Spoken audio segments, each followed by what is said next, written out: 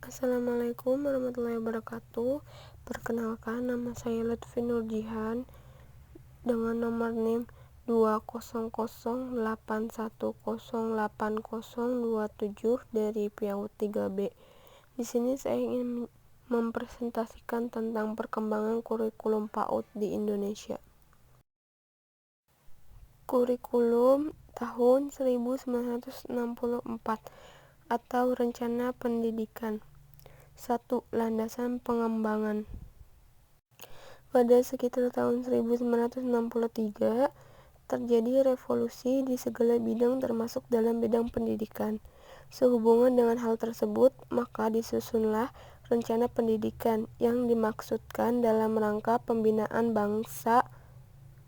Latar belakang dan dasar pemikiran penyusunan rencana pendidikan ini adalah agar bangsa yang merdeka dan berkepribadian memiliki sendiri suatu gambaran manusia yang diinginkan, manusia yang dicita-citakan, dan bagaimana sifat-sifatnya. Dokumen rencana pendidikan ini sepenuhnya dipengaruhi oleh kurikulum sekolah dasar tahun 1964.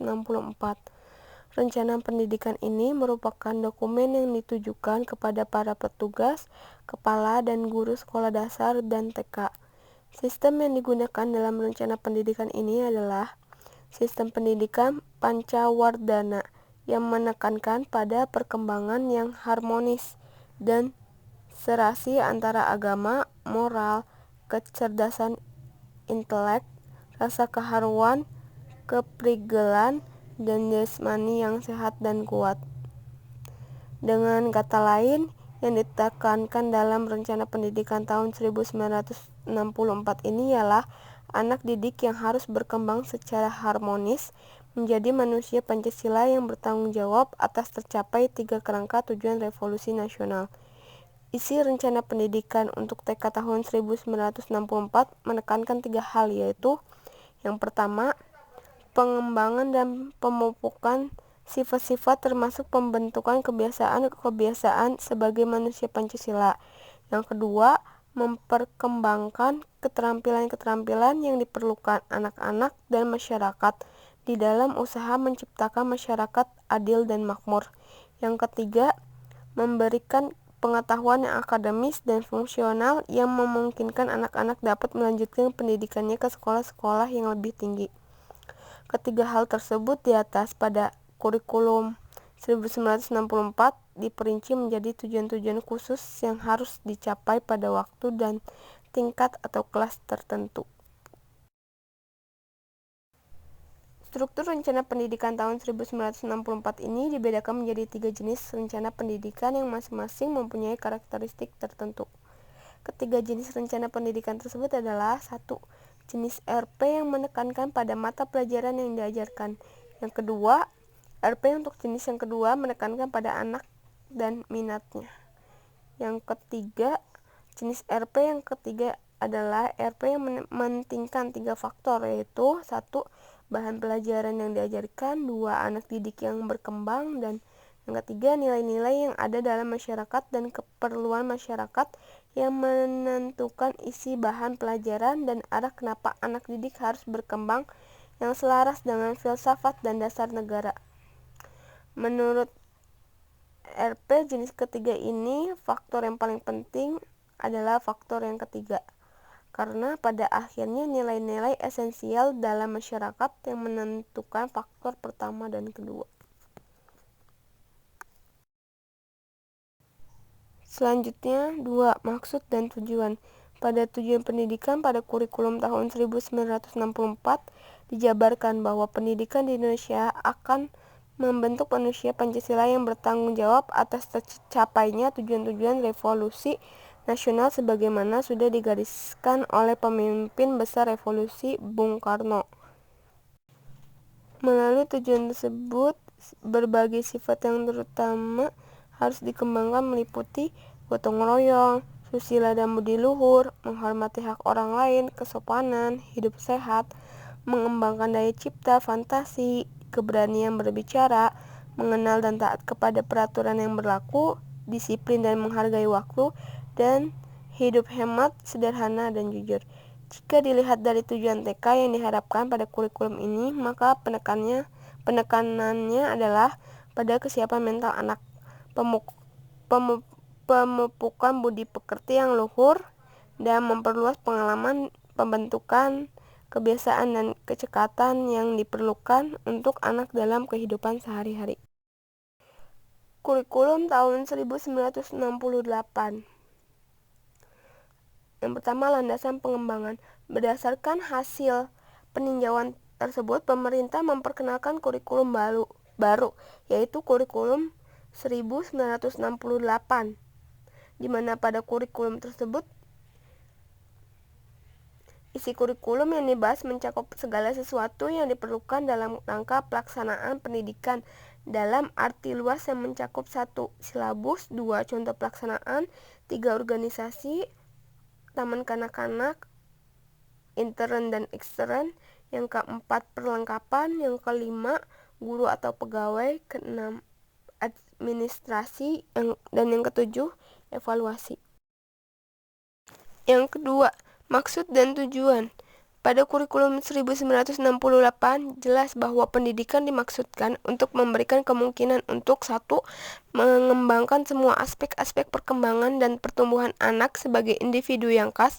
Yang kedua, memupuk sifat-sifat dan kebiasaan-kebiasaan yang baik seperti yang dimiliki oleh orang dewasa yang dicita-citakan.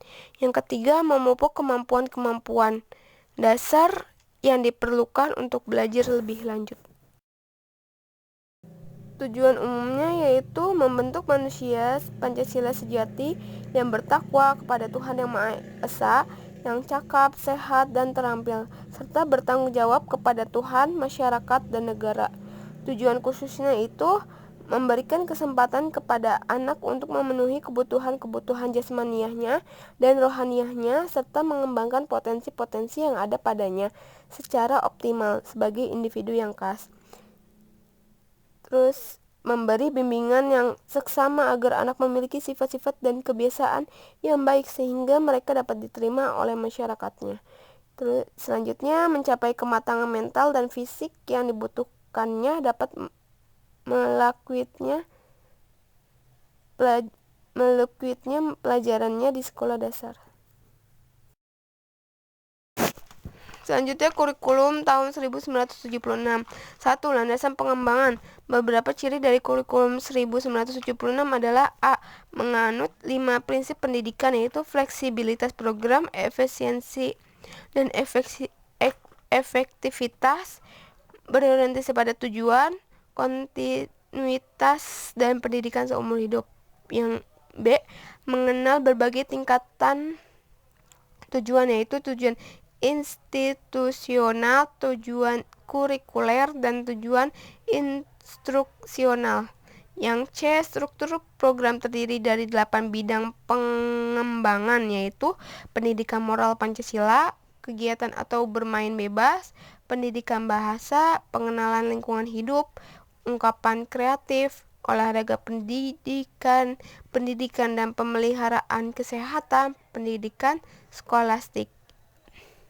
Yang D itu metode pembelajaran yang digunakan adalah metode unit yang dikembangkan melalui pusat minat.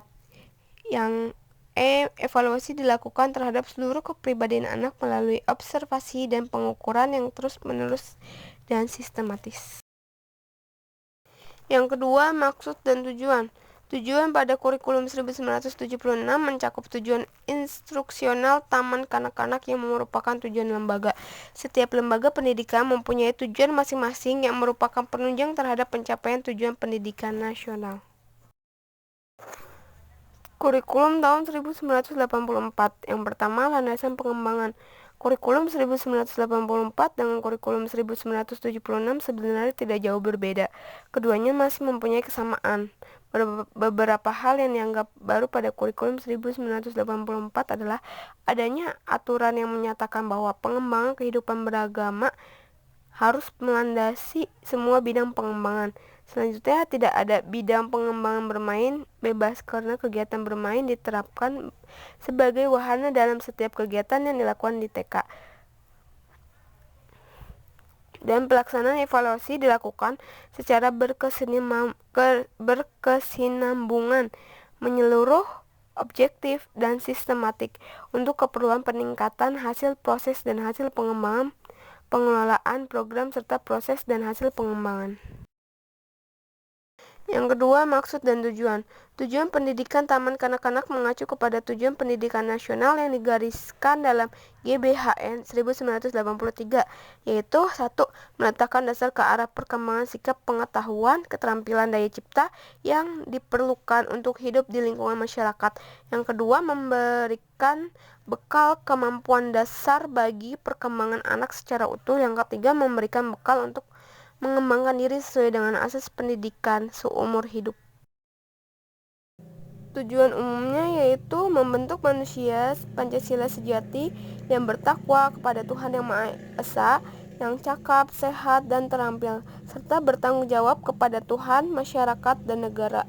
Tujuan khususnya itu memberikan kesempatan kepada anak untuk memenuhi kebutuhan-kebutuhan jasmaniahnya dan rohaniahnya, serta mengembangkan potensi-potensi yang ada padanya secara optimal sebagai individu yang khas. Terus memberi bimbingan yang seksama agar anak memiliki sifat-sifat dan kebiasaan yang baik sehingga mereka dapat diterima oleh masyarakatnya. Terus selanjutnya mencapai kematangan mental dan fisik yang dibutuhkannya, dapat melakukannya pelajarannya di sekolah dasar.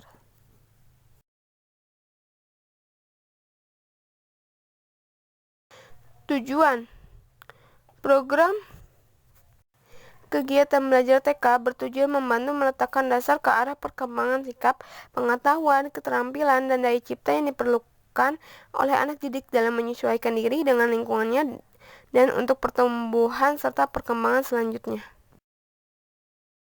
Kurikulum TK 2004 atau kurikulum berbasis kompetensi. 1. Landasan pengembangan secara materi. Sebenarnya kurikulum ini tidak berbeda dari kurikulum tahun 1994. Perbedaannya hanya pada cara bagaimana anak belajar di kelas. Dalam kurikulum tahun 1994, anak dididik dikondisikan dengan sistem catur bulan. Sedangkan dalam kurikulum tahun 2004 ini, anak dididik dikondisikan dalam sistem semester.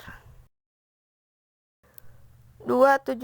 Tujuan pendidikan anak usia TK seperti yang diamanatkan oleh kurikulum 2004 adalah diarahkan untuk membantu anak didik pengembangan berbagai potensi baik psikis dan fisik yang meliputi moral dan nilai-nilai agama, sosial emosional, kognitif, bahasa, fisik motorik, kemandirian, dan seni untuk siap memasuki pendidikan dasar.